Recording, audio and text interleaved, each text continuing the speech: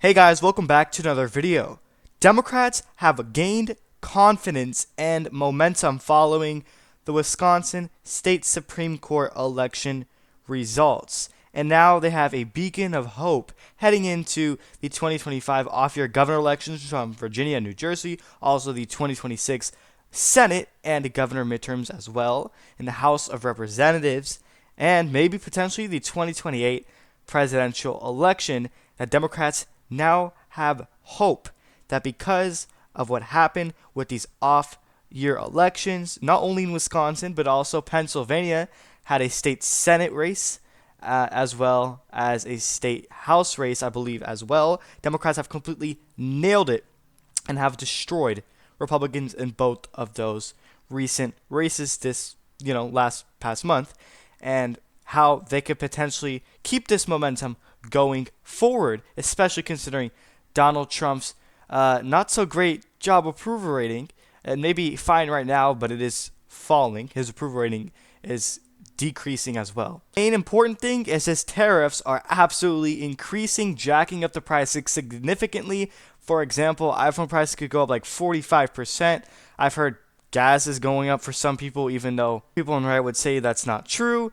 And things are definitely not, prices are definitely not going down as of right now. They're only going to go up with these tariffs on a number of these different countries. But before we get started with how the Democrats can have hope moving forward and how they can hammer these elections in 2026, 2025, and 2028 as well, make sure you guys are subscribed, click the bell so you don't miss my content, press like button, share this video as we are approaching 6,000 subscribers. We have memberships if you're interested. You can find links to that in the description section. Also, I have Substack. You can find links to that in the pinned comment in the comment section. So let's start off with the Senate for 2026. There are only 4 key swing competitive races from 4 states: Georgia, North Carolina, Michigan, and Maine. Let's begin with Georgia. I believe Democrats can win this state, not only in the 2026 Senate midterms, but also potentially in the 2028 presidential general election as well. I'll get to that later. But Jon Ossoff is a very decent candidate.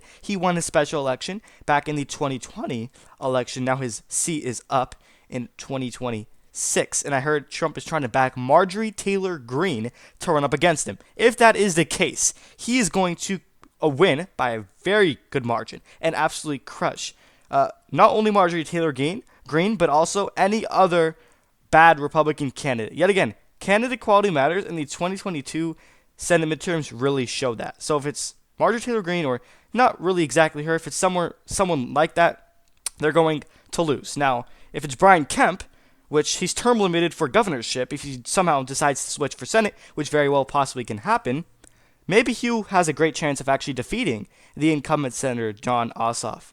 But if that's not the case, if Brian Kemp decides not to run for Senate, then Jon Ossoff has a very good chance of winning this race. It's going to be close no matter what. Georgia is a left-turning state. It is shifting bluer. It's only getting bluer in the future. So as time goes on, Georgia will be a blue state. I see Jon Ossoff winning re-election by about a couple percentage points. And then North Carolina. I believe it's going to be Thom Tillis versus somebody else. Now, I think this goes either way. I think it's a toss-up at this point in time. No matter who wins it, it's going to be by a tilt margin, a very narrow margin of under a percentage point for either the Democrats or Republicans. And if I had to make a guess right now, based on how the Trump administration is handling things, North Carolina will elect a Democratic senator by a tilt margin in the 2026 midterms. This state loves ticket splitting, as you saw in the 2024 election as a great example.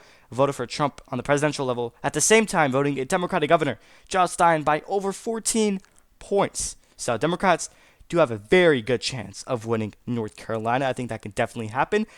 Considering what's going on with the Trump administration, things are not going good. We're getting rumors of a possible recession. And all of these things and rumors of, recession and prices going up was happening during the Biden administration. Trump said he was going to fix those things. And has he? Not yet. He said that we're going to temporarily feel this pain. And in the future, it will be worth it. Well, I'm not so sure about that, and voters aren't feeling that way. And Elon Musk spent over $20 million on this exact race, Wisconsin State Supreme Court, just to lose. His candidate lost by 10 points. Not only did Susan Crawford win, but she won by arguably a solid blue margin of 10 percentage points. She significantly overperformed Kamala Harris. So maybe that goes to show you, maybe it's a sign for Democrats that maybe Kamala Harris wasn't the right candidate. And if they had someone else, Donald Trump arguably could have lost. Now, it is true, he had a very good election, but it's also true that the Democrats just didn't have a good candidate. And if they do in 2028, then they can definitely win the election. And this is where their confidence starts to kick in. And they're gaining momentum. Cory Booker just broke the speech record, congressional speech record for 25 hours, literally without a break. And Democrats are fighting back. And it is true. The party's disapproval is below 30%. It's at 21%. A new poll just showed. A highly trustworthy poll just came out. And it showed Democrats below 30% in the low 20s in terms of approval. It is true they're a dying party, but I do believe that is only temporary. That is only temporary. I think they can surge once again if the Trump administration continues to, not really keep his promises. I mean, he has kept a lot of them, actually. But in terms of the things people really care about, the tariffs are really hurting people, and they do not like that. I could see a lot of people regretting their vote for Donald Trump, and it'll gain Democratic support. But I know their party's disapproval is extremely high, and their approval is extremely low. But maybe that's only a temporary thing. That's what they can hope. And the Michigan Senate race, Mike Rogers almost won. He only lost to, Alyssa Slotkin by about 0.3% in a general election. It's going to be in midterms this time, which should go in favor of Democrats, which is why I see him possibly losing, but still by a very narrow margin. I think he's a strong candidate for the Republicans. I'm not sure who the Democrats are going to run. I believe their current, senator is term limited. Same thing goes for Gretchen Whitmer on the governorship. Therefore, they're going to have to run somebody else. But I do believe because this is a midterm year, not a general election, that's going to go in the favor of Democrats, not really going to help Mike Rogers. But I won't be shocked if he wins. He almost did it. He came within 0.3% in 2024. But I believe Democrats can win that race. And I think this state could actually shift bluer. I know it went to Trump by, 1.3% or whatever. But I think the main reason for that was because of what's happening with Gaza. The Arab vote really helped Trump. And I think a lot of those votes could actually regret going to Trump because he hasn't really done anything to help Gaza at all. In fact, make it worse. So I think this state gets more progressive. If Democrats run a progressive candidate, that's what they're missing in 2028, I think they can definitely win the election. They can't choose someone part of the status quo, Kamala Harris, even though Democrats would like to argue that Kamala Harris was not part of the establishment or whatever. Well, she was. Whether you like her or not, she was. They need someone like a Josh Shapiro. Maybe a Gavin Newsom. Maybe not Gavin Newsom, but someone like, Josh Shapiro or Gretchen Whitmer. They'd definitely win the election in 2028. People like to say AOC, she's not really establishment, and she's a progressive. That's a perfect example, but I think she's just not good enough. That's what it is. It's simple as that. And then Maine. Susan Collins, polls show her time and time again, as the Republican nominee, even though she's not MAGA at all. Sometimes she votes to the left. She's a moderate Republican, but she still is a Republican. She, time and time again, polls show her she's going to lose, and she always ends up winning in an upset, defeating the Democrat. Maybe in 2026, this is a time where the polls are right once and for all, and they upset her. They would win by a tilt margin. So they win all 4 of the competitive battleground states. I can honestly see that happening, but guess what? They're still going to lose 49 at their best case scenario to the Republicans 51 in the 2026 Senate midterms. This is the best I can see the Democrats doing. And it's pretty good. They win Georgia, they win North Carolina, win Michigan, win Maine. But they still will fall short because the map is not in their favor. It's built for a Republican victory, unfortunately for them. And then we move on towards the 2025 governor elections, which not a lot of people are talking about. These are the same 2 states that was up for election in 2021, which Glenn Youngkin had won back in the day, and Winsome Sears for the lieutenant governor. And the Republicans came within 3% of flipping New Jersey's governor race in 2021. I think Democrats can do better this time around.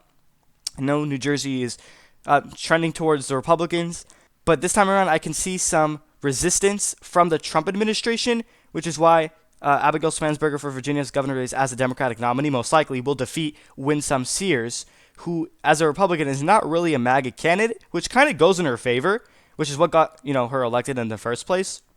because Virginia loves establishment type of candidates. I'm not calling her establishment, but she's definitely moderate and not MAGA, which is why she could win. But I think at this time, polls show Abigail Spanberger, the Democrat, is going to win Virginia's governor's race in 2026, and also keep it 2025. Excuse me. And also one thing to keep in mind is Glenn Youngkin is not up for the election, so he's not going to be here to help her at the end of the day. Maybe he'll help her, obviously, campaign for her because she, is lieutenant governor and he is the current governor. So why wouldn't he? But I just don't think that's going to be enough. Therefore, I think Democrats can honestly win that. By tilt margin, it's going to be extremely close. And then New Jersey, Republicans came within 3 points of winning the state back in 2021. I think it is true shifting towards the right. Republicans, their chances are getting better of flipping New Jersey's governor's race. But I think with the resistance of the current Trump tariff administration, jacking up the prices significantly, and just things aren't going that great right now, yeah, I think Democrats can win New Jersey for the governor's race in 2025. So these two races, Democrats can do very well. They have hope there.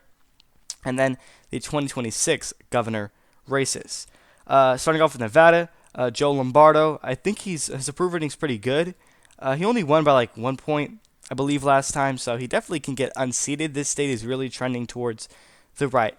I could see him losing, but I just think Nevada at this point in time is, it's not that much of a red state. It's still a toss-up state, but I think Republicans are doing good. Now, it is true, I believe Kamala has won Washoe County, so that's good for Democrats, but still, Clark County came within 2 points, and it just wasn't that great. So I think Republicans could narrowly hang on to that.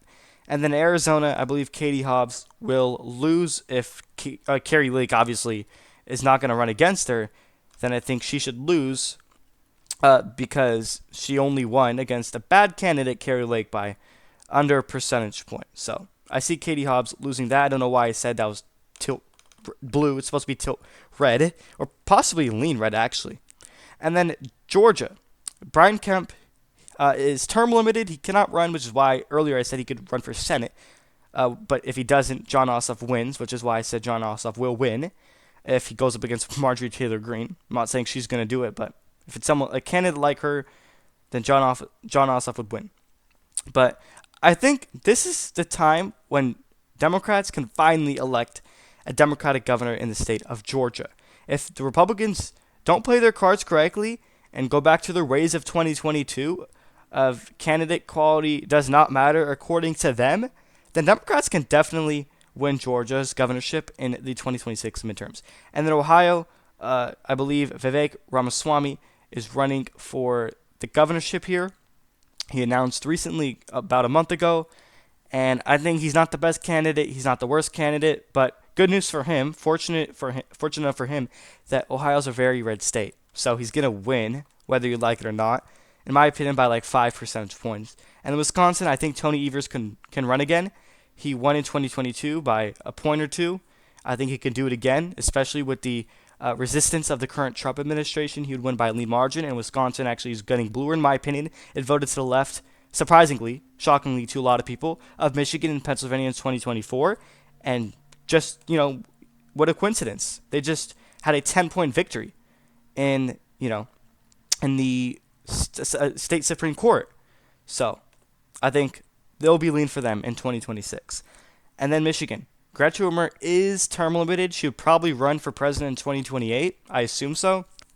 But no matter who they run, the Democrat won't win by as much as she did in 2022 by 10 points. But they'll still win, just not by a solid margin. I think they'll win by like 5 or maybe 6 percentage points, especially with the resistance of the current Trump tariff administration. And then Pennsylvania. Josh Shapiro, I believe, is the candidate. He's probably also going to run in 2028 for president. He's a very good candidate. So they're going to win this by a likely margin. And then New Hampshire, you have Kelly Ayotte, who just recently won by about 3 to 4 percentage points in the 2024 election. I believe she will win as a moderate Republican once again, in a state that is shifting towards the left, especially with college-educated voters. I think New Hampshire is actually getting bluer. It's pretty much a lost cause for Republicans. Out of the 3 times Trump ran, he couldn't win it a single time. But I still believe Kelly Ayotte is just that much of a good candidate. And then, last but not least, we end off this video with hopes that the Democrats can win the 2028 general election. Historically speaking, whatever the previous administration is, in the next election, the opposite party will win. The opposition will win, not the incumbent. For example, it went from George H.W. Bush to Obama, from Obama to Trump to Biden, and then from Biden back to Trump. And now, if history repeats itself in this pattern, from Trump to whoever the Democrat nominee is in 2028, in my opinion, Josh Shapiro. Josh Shapiro is the best candidate Democrats can run. He is the perfect candidate to do so. He will instantly lock down Pennsylvania by a likely comfortable margin. Virginia is getting bluer, and it's not my opinion. You can take a look at it's a fact, basically. In 2024, Kamala Harris overperformed the polls. And then in Michigan, I assume Democrats will win that in 2028 as well. Wisconsin, same thing. And then Minnesota will be a likely Democratic state. No Republican has won this in a very, very long time. Nevada, I think, unfortunately for Democrats, it's just a red state at this point. But it's going to be close, a tilt margin. Now, if they run Shapiro, I think he can definitely win, honestly. Now, if they don't run Shapiro, Democrats will lose Nevada. But I think he's just that much of a great candidate. He will immediately run up support in the Vegas area, Clark County, and especially Washoe County as well.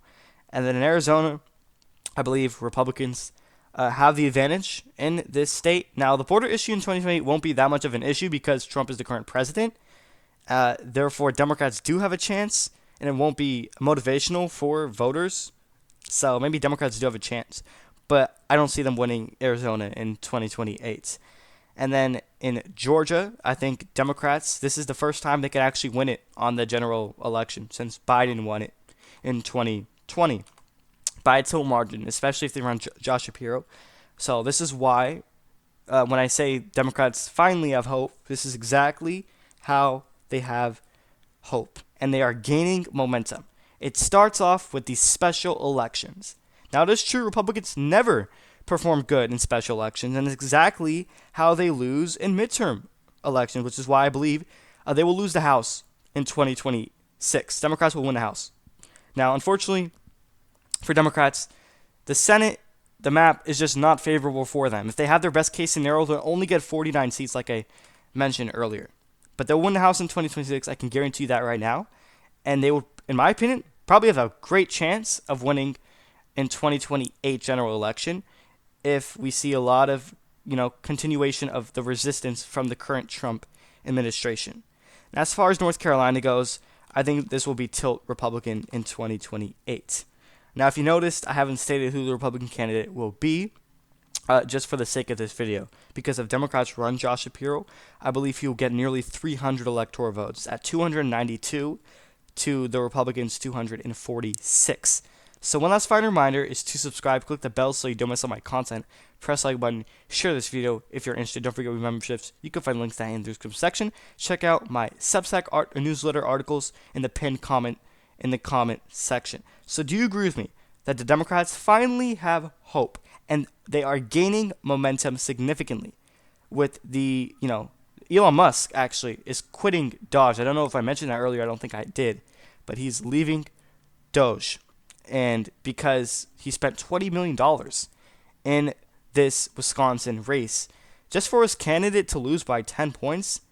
And he really cares about this race, which is why he spent $20 million just to lose.